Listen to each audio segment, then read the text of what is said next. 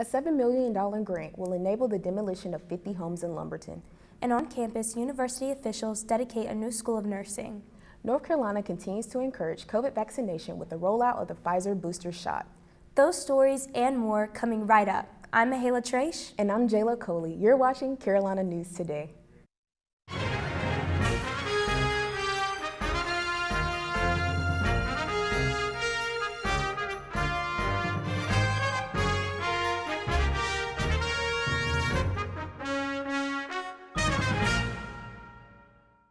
The state of North Carolina and FEMA have approved a $7.2 million hazard project grant for flood-prone homes in Lumberton. The funding became available after the damage caused by Hurricane Florence in 2018. This grant will be used for the state to purchase and destroy 50 homes that have been repeatedly flooded over the years. The Lumberton homeowners will now relocate to eliminate the risk of their homes being flooded again. Experts say that converting what used to be a neighborhood into open space will allow natural floodplain functions. A federal grant will also help the Lumbee Tribe to support its homeless veterans. The U.S. Departments of Housing and Urban Development and Veterans Affairs have awarded more than $4 million to 28 tribes. The Lumbee Tribe of North Carolina received a renewal award and an expansion grant totaling about $375,000. They can double the number of veterans they serve to 40. The tribe uses a voucher program that can offer a rental situation, private home, or tribal housing. A ceremony Thursday to formally recognize the $6 million donation that led to the formation of the new School of Nursing. The gift was made by a satellite telecom executive with ties to Robinson County. Elliot is the founder of Arrowhead Global Solutions, a federal government contractor. She wanted to honor her mother, Mary Mackenzie Edwards, who had a long career as a nurse after being widowed during the Great Depression. The Department of Nursing had moved in recent years from the College of Arts and Science to the new College of Health Sciences. As a school of nursing, they will have their own dean and will complete the steps to offer a doctoral degree. The Bible tells us, to whom much is given, much is required. My professional career led to financial success, but the sincere need to give back to others. This driving need to share with others, my mother's example, and the nursing shortage here in this community and throughout our great nation is what led to the Mackenzie Elliot School of Nursing. Elliot previously served on the university's Board of Trustees. She has funded nursing scholarships at UNCP, as well as the new Career Center for the School of Business. Chancellor Cummings expressed his appreciation. It isn't enough, but I simply say thank you. Thank you for your dedication to this university. Thank you for your love and your efforts to move this region forward. And thank you for always finding a way to give back. During the summer, UNCP remodeled their University Center, which came as a pleasant surprise to students when they returned to campus. Those I spoke to say they're enjoying the new space and its features. With the UC renovations, at first it took me by shock because I wasn't prepared because we didn't get any updates. So when I first came to the UC, I was like, where am I? But after, actually using the services, I actually found it be more accessible as of a form of a student format because the personal pods, I can charge my phone, my laptop, and any other accessories that I have while also having space to do my work and space for food and drinks. The UC looks good. I mean, it looked great. It looked way better than what it looked like last year. Good job, Pembroke. Good job. I think they're pretty neat. It offers a lot of new options for students that I think we didn't have before, and kind of accommodates everybody. The renovation looks amazing. When I first walked in, I couldn't believe it. It didn't look like the UC, but it looks really nice, but it makes me want to feel like I can come in there and study or just hang out with some friends. The COVID vaccination booster shot from Pfizer is being rolled out across North Carolina. In Washington, President Biden rolled up his sleeve for his booster yesterday. Previously recommended for people 65 and older or for any adult with underlying medical conditions, the third dose of Pfizer is now recommended for people in high-risk settings. Those include healthcare workers, teachers, and food workers.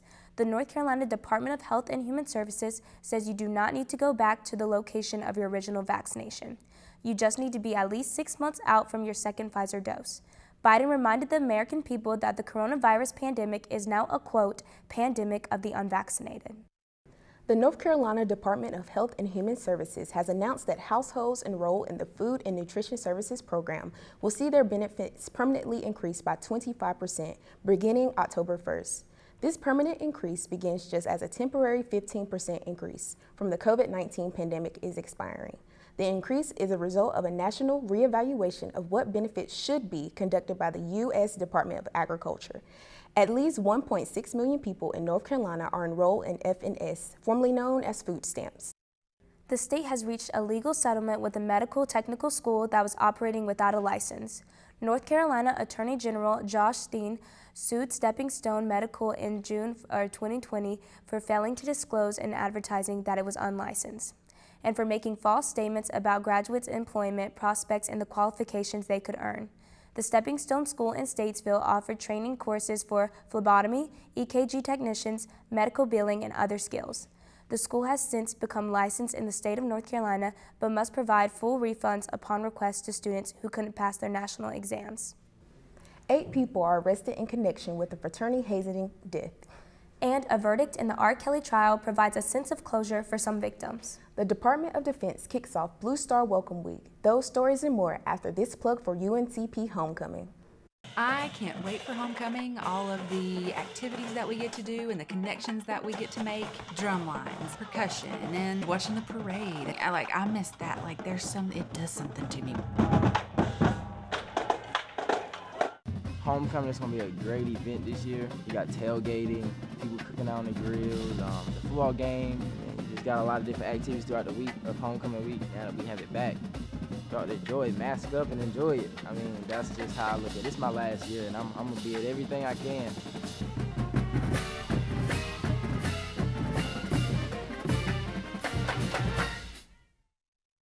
Military families are getting settled in new communities as they lead old assignments and head to new duty stations. They report that isolation from family and friends is increasing for them, outpacing deployments as top concern. Blue Star Welcome Week is an effort to reverse this troubling trend. CNN's Brianna Keeler introduces us to one family hoping the new program will help their transition. I'm an old hat at it at this point. Aaron Lawrence's family, just like 600,000 other military and veteran families this year, is settling into a new house in a new city. So we've moved 8 times in the last 18 years.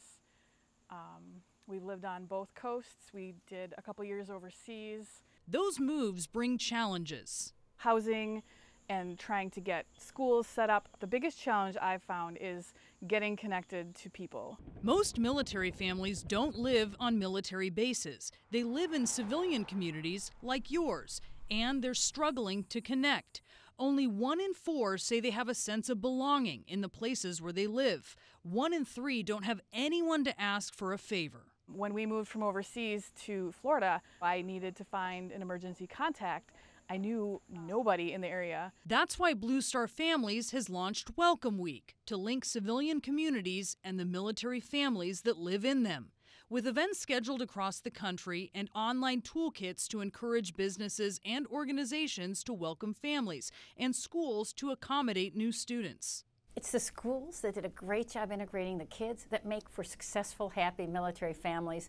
That helps readiness, it helps retention, it helps everything. Former chairman of the Joint Chiefs of Staff, retired Army General Joseph Dunford, who is raising awareness about the initiative with his wife Ellen, recalls how new friends and neighbors helped ease his mind while he was deployed. And getting notes back from our sons and our daughter that they were welcomed in the community, they had made good friends, they were involved in activities. It made all the difference in the world to me in my ability to focus on my job.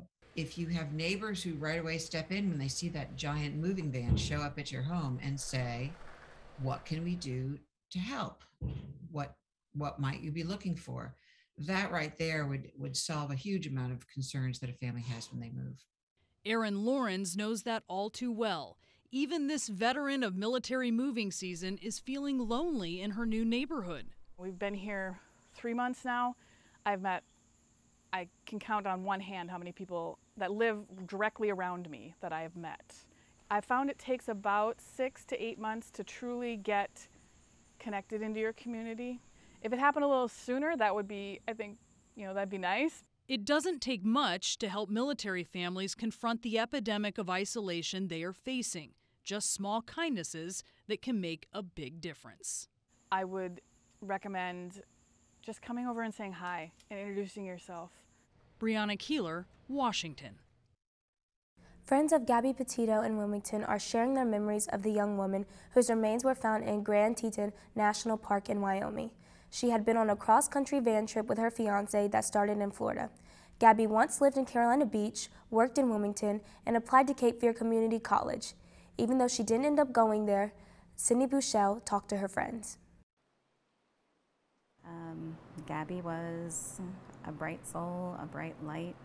She was always happy, always had a smile on her face, always trying to bring everybody up with her. Gabby Petito, a young woman whose story captured the attention of the nation after she went missing during a cross-country journey with her fiancé. Before the headlines, Gabby was a young woman living and working in the Cape Fear. She's not just a name. She's not just a case. She was a person, and she was very special to a lot of people and many of us here. Smoke on the Water General Manager Lara Witchen says Gabby worked there from September 2017 to January 2019 in the kitchen and as a hostess before moving to Florida. I think all of us here initially thought it can't be real. You know, it has to be somebody else. She was so full of life and had so many plans and had her whole life ahead of her. A life captured in photos, spending time with friends, enjoying the ocean and the Carolina Beach boardwalk. Now some of those photos cover a table at Smoke on the Water, a table reserved in her memory. Gabby's friends are still shocked and heartbroken. They were not able to speak on camera, but shared stories. To know Gabby was to know someone who truly embodied a free spirit. She made life a little lighter and a little less serious. She was adventurous and loved her family and friends wholeheartedly. She enjoyed doing art. That is something that we shared a passion for, making the world a more creative and beautiful space. Her love for life was so inspiring, and her love for others even more so. I am so thankful for the time I got to spend with her while she was in Wilmington. She touched my life more than anyone could know. Gabby, your smile will forever be engraved in my heart. On the coast of North Carolina, Gabby Petito will be remembered for her joy, her smile, and her heart. She was a good soul, a good spirit, and touched so many lives. That's what we want her to be remembered for. In Wilmington, Sydney Bouchel. It's one step nearer to a little closure for the family of Adam Oakes. 8 people have been arrested in the connection to his death at Virginia Commonwealth University. The 19-year-old freshman died from alcohol poisoning in February. His family said hazing played a role in his death. Here's Cameron Thompson from WTVR. A total of 11 people have been indicted in this case, but so far only 8 have been arrested. And this evening, Richmond police releasing their names and the majority of their booking photos. 7 of them were arrested by VCU police and are Quinn Kuby, Jason Mulgrew, Benjamin Corrado, Riley McDaniel, Colin Tran, Alessandro Medina Villanueva, and Christian Rohrbach. The 8th person was Inayat Sheikhzad, and he was arrested by state police. They say the 7 arrested by campus police remain in custody in Richmond jail. All face a misdemeanor charge of hazing, and 3 have an additional charge of providing alcohol to a minor. Police say that the 3 other people indicted are expected to turn themselves in the coming days. Again, this goes back to February of this year during a party at the Delta Chi fraternity here at VCU, where Oakes, a 19-year-old freshman, was attempting to join. His family says he was given a large bottle of whiskey to drink and found dead several hours later. His cause of death was ruled to be alcohol poisoning. A few months later, that fraternity was expelled for violating hazing and alcohol policies. We talked to Oakes' family today about this update, and they said that it gives them a glimmer of hope that people will be held accountable, and talk about what the last 6 months have been like. We as a family have had to watch their pictures on Instagram and Facebook, you know, riding in boats and celebrating spring break and birthdays and weddings and things with their families, all those things that we wish we could do with Adam, and we're unable to do them because he's gone. VCU also released a statement saying in part they continue to mourn the tragic death of Oakes and thank police for their investigation. They add the 8 people named were VCU students, but only 7 of them were enrolled for this current semester. Working for you in Richmond, Cameron Thompson, CBS 6 News. The Oaks family is pushing for changes to Virginia state law regarding hazing. They want hazing to be increased from a misdemeanor to a felony. After the arrest, VCU said the school is dedicated to promoting a safe and welcoming Greek life culture for all. The R&B singer Robert Sylvester Kelly, known as R. Kelly, has been convicted of sex trafficking by a jury in a federal district court in Brooklyn, New York. Prosecutors had accused Kelly of exploiting his 25-year career as a pop singer to lure women and underage girls for sex and confinement. Kelly was charged with racketeering and 8 counts of violating the Mann Act, which prohibits taking a person across state lines for prostitution. One witness said she was interning at a radio station when she hoped to interview Kelly, who locked her up for 2 days without food and water and assaulted her. The district attorney says Kelly's a predator, and she praised the victims who testified. Today's guilty verdict forever brands R. Kelly as a predator who used his fame and fortune to prey on the young, the vulnerable, and the voiceless for his own sexual gratification. This conviction would not have been possible without the bravery and resilience of R. Kelly's victims.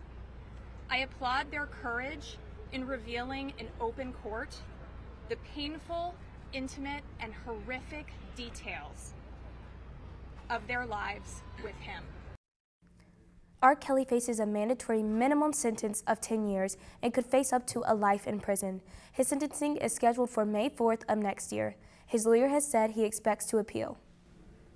A surprise upset at Grace P. Johnson Stadium. And the swim team hosts its first home meet in program history. Braves volleyball is on a winning streak. Stay tuned for CNT Sports with Andrew Thrift.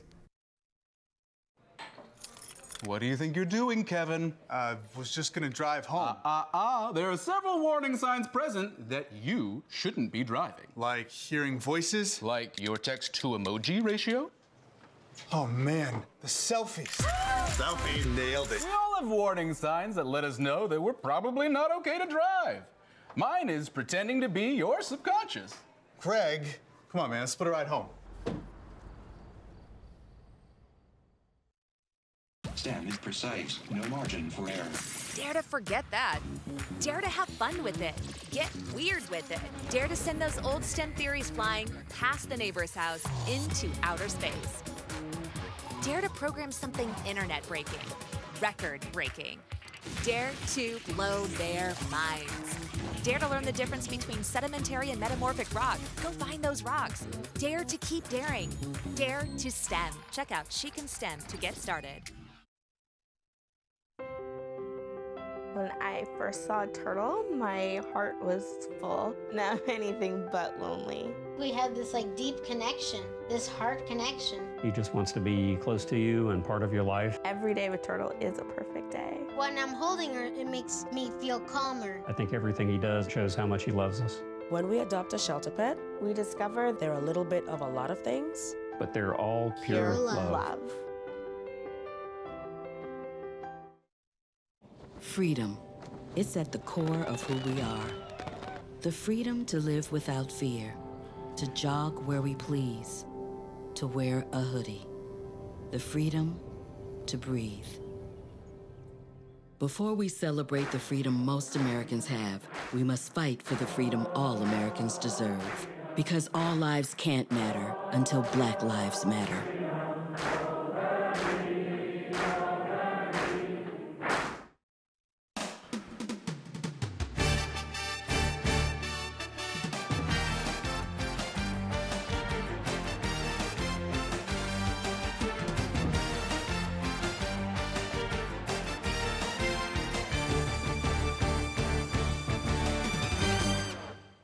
It was a demoralizing loss Saturday for Braves football team as they went down 30-27 to a feisty Fairmont State University.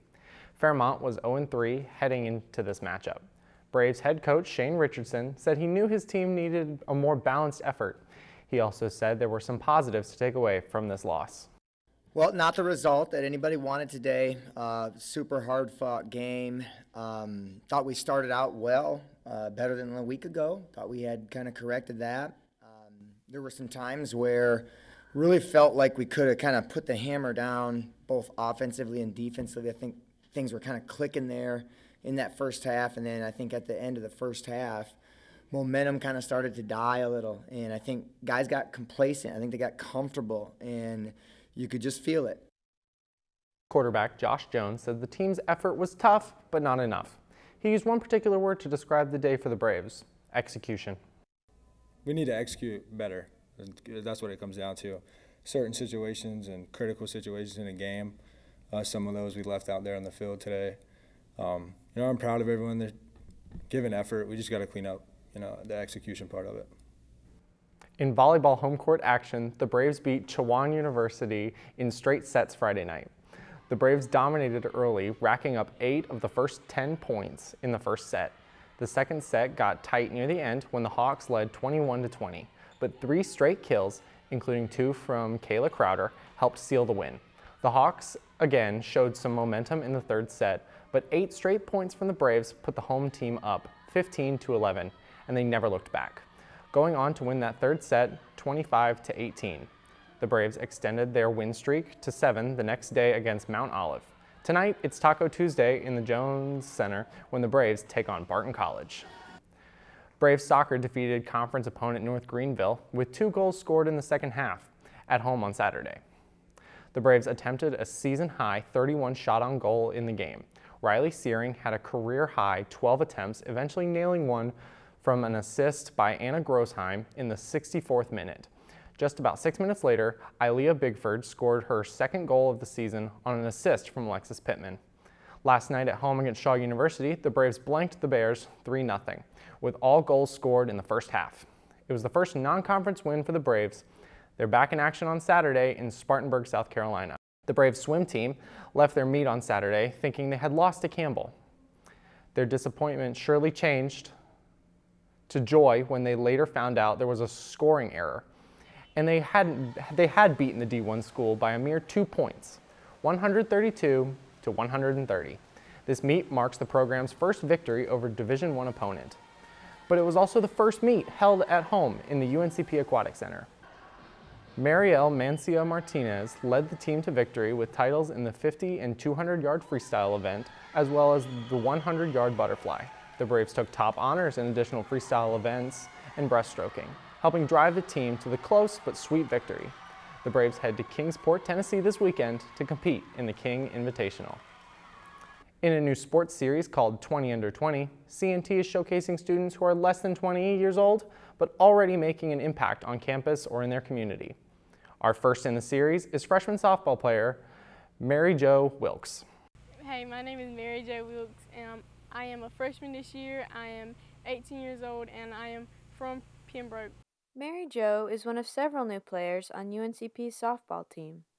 She is majoring in biology and pre-vet. I want to become a veterinarian and go to NC State. I also work at a vet. That's what made me want to become a vet. Mary Jo is motivated both on and off the field to be a leader in her community. I am one of the first Native Americans to be playing for UNCP softball team. It was really an honor for me to play. It just showed a lot of people around here that you can actually do it. I just know that everybody's looking at me and they're trying to see what I'm doing, and so I just know I have to keep pushing through, because if people see that I can't do it, then other people's going to think that they can't do it either. Mary Jo is a seasoned and determined player who has deep roots with the UNC softball program. I came to camps out here from 8th grade through high school. I never really thought I'd actually have the chance to play softball out here. As a working student athlete, Mary Jo certainly has a lot on her plate, but Coach Brittany Bennett has a lot of faith in her new recruit. She's a person that if you ask her to do a task, she'll accomplish it and she'll do it well. She's punctual and ethical and she speaks very professionally, but overall, she's just a person that wants to get better. Mary Jo is an intelligent and hardworking individual who has a bright future here at UNCP and beyond. Thanks to CNT reporter Michelle Yitz for that report. That's all for sports. And that's all for Carolina News Today. I'm Jayla Coley. And I'm Andrew Thrift. On behalf of Mihaela Trace, thanks for watching. We'll see you next week.